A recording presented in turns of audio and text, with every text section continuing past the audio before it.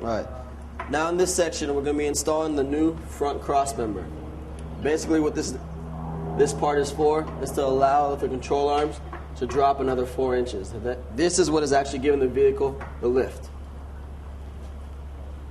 What I'm going to do is be attaching the new cross member to where the old control arms were.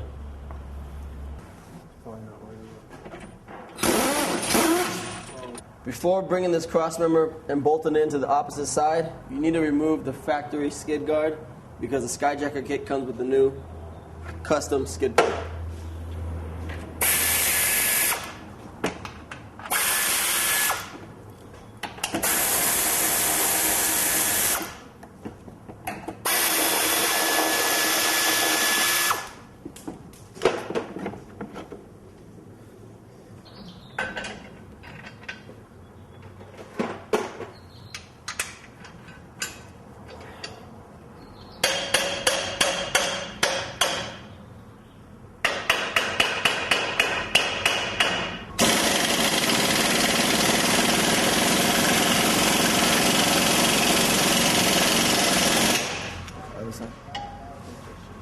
Alright, once you have the cross member in place, you're going to take the impact while holding on to the lock washer or lock nut on the other side.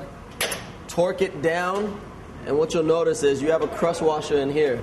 As soon as these brackets flush out with the opposite side, you're good to go.